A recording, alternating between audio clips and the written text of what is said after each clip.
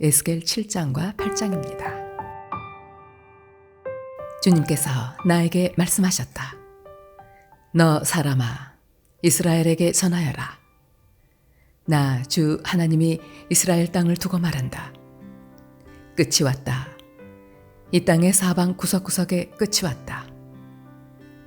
이스라엘아, 이제는 너희에게 끝이 왔다. 나는 이제 너희에게 내 분노를 쏟고 너희 행실에 따라 너희를 심판하며 너희의 역겨운 일들을 너희에게 보응하겠다. 내가 너희를 아끼지도 않고 불쌍히 여기지도 않겠다. 오히려 나는 너희의 모든 행실에 따라 너희를 벌하여 역겨운 일들이 바로 너희의 한가운데서 벌어지게 하겠다. 그때야 비로소 내가 주인 줄 너희가 알게 될 것이다. 주 하나님이 이렇게 말씀하신다. 재앙이다. 너희가 들어보지 못한 재앙이다. 이미 다가왔다. 끝이 왔다. 너희를 덮치려고 일어났다. 이미 다가왔다. 이 땅에 사는 사람들아, 정해진 멸망이 너희에게 들이닥쳤다. 그 시각이 왔고 그날이 다가왔다. 산에서 즐겁게 환호하지 못할 당황할 날이 가까이 왔다. 나는 이제 너희에게 내 분노를, 나의 분을 너희에게 쏟아서 너희 행실에 따라 너희를 심판하며 너희의 역겨운 일들을 너희에게 갚아주겠다. 내가 너희를 아끼지도 않고 불쌍히 여기지도 않겠다. 오히려 나는 너희의 모든 행실에 따라 너희를 벌하여 역겨운 일들이 바로 너희의 한가운데서 벌어지게 하겠다. 그때야 비로소 주가 이렇게 치는 것임을 너희가 알게 될 것이다. 그날이다. 보아라, 들이닥쳤다. 정해진 멸망이 시작되었다. 매질할 몽둥이가 꽃을 피우고 교만을 꺾을 채찍이 싹 터나왔다. 폭력이 일어나서 죄악을 징벌하는 몽둥이가 되었다. 이 백성 가운데서 한 사람도 남지 않고 이 백성의 무리들 가운데서도 더 이상 남을 사람이 없고 그들의 재물이나 그들이 가진 것들 가운데서 눈에 띌 만한 것은 하나도 남아있지 않을 것이다. 그 시각이 왔고 그날이 이르고야 말았다. 사는 사람도 기뻐하지 말고 파는 사람도 슬퍼하지 말아라. 이 땅의 모든 무리에게 진노가 내릴 것이기 때문이다.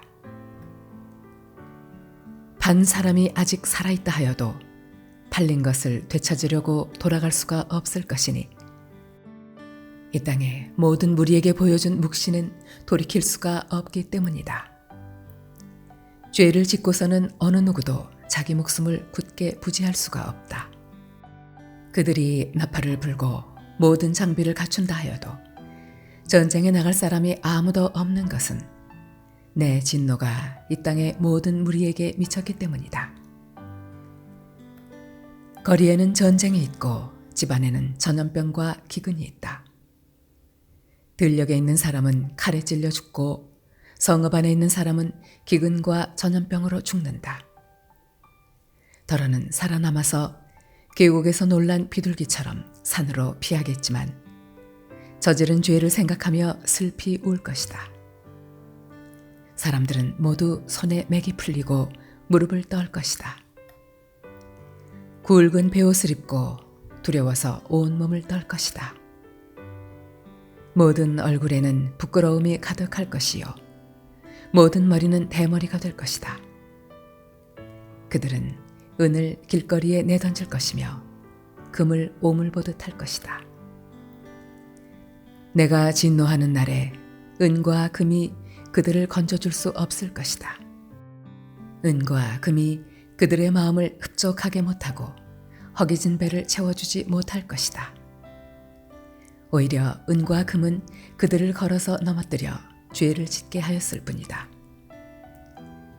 그들이 자랑하던 아름다운 보석으로 역겹고도 보기 싫은 우상들을 만들었으므로 내가 보석을 오물이 되게 하겠다. 또 내가 그 보석을 외국 사람에게 넘겨주어 약탈하게 하고 세상의 악인들에게 넘겨주어 약탈하고 더럽히게 하겠다. 내가 간섭하지 않을 것이니 외국 사람들이 나의 은밀한 성소를 더럽히고 도둑들이 그곳에 들어가서 약탈할 것이다. 너는 쇠사슬을 만들어라. 이 땅에 사륙이 가득 차 있고 이 도성에는 폭력이 가득 차 있기 때문이다. 나는 세상에서 가장 악한 이방 사람들을 데려다가 그들의 집들을 차지하게 하겠다. 강한 사람들의 교만을 꺾고 그들의 성소들이 모두 더럽혀지게 하겠다. 파멸이 이미 이르렀다. 그들이 평안을 찾지만 전혀 없을 것이다. 재앙에 재앙이 겹치고 불길한 기별이 꼬리를 물 것이다. 그때에는 사람들이 예언자에게 묵시를 구하여도 얻지 못할 것이며 제사장에게는 가르쳐줄 율법이 없어질 것이고 장로들에게서는 지혜가 사라질 것이다. 왕은 통곡하고 지도자들은 절망에 빠지고 이 땅의 백성은 무서워서 벌벌 떨 것이다. 내가 그들의 행실대로 그들에게 갚아주고 그들이 심판받아야 하는 그대로 그들을 심판하겠다. 그때야 그들이 비로소 내가 주인 줄 알게 될 것이다. 제6년 6째 달 5일에 나는 집에 앉아 있고 유다 장로들은 내 앞에 앉아 있을 때 주 하나님의 능력이 거기에서 나를 사로잡으셨다. 내가 바라보니 사람의 형상이 보였는데 허리 밑으로는 모양이 불처럼 보이고 허리 위로는 환하게 빛나는 금부치의 광채처럼 보였다. 그때 그 형상이 손처럼 생긴 것을 뻗쳐서 내 머리채를 잡았다. 하나님이 보이신 환상 속에서 주님의 영이 나를 들어서 하늘과 땅 사이로 올리셔서 나를 예루살렘으로 데려다가 안뜰로 들어가는 북쪽 문 어귀에 내려놓으셨다. 그곳은 질투를 자극시키는 질투의 우상이 자리 잡고 있는 곳이다. 이스라엘 하나님의 영광이 거기에 있는데 내가 전에 들에서 본 환상과 같았다. 그때 하나님께서 나에게 말씀하셨다. 사람아, 너는 어서 눈을 들어 북쪽을 바라보아라. 내가 눈을 들어 북쪽을 바라보니 문의 북쪽에 제단이 있고 문 어귀에 바로 그 질투의 우상이 있었다. 그가 또 나에게 말씀하셨다. 사람아, 이스라엘 족속이 무슨 일을 하고 있는지 보이느냐? 그들은 여기서 가장 역겨운 일을 하여 나의 성소에서 나를 멀리 떠나가게 하고 있다. 그러나 너는 더 역겨운 일들을 보게 될 것이다. 그는 나를 이끌고 뜰로 들어가는 어귀로 데리고 가셨다. 내가 거기에서 바라보니 담벽에 구멍이 하나 있었다. 그가 나에게 말씀하셨다. 사람아, 어서 그 담벽을 헐어라. 내가 그 담벽을 헐었더니 거기에 문이 하나 있었다. 그가 나에게 말씀하셨다.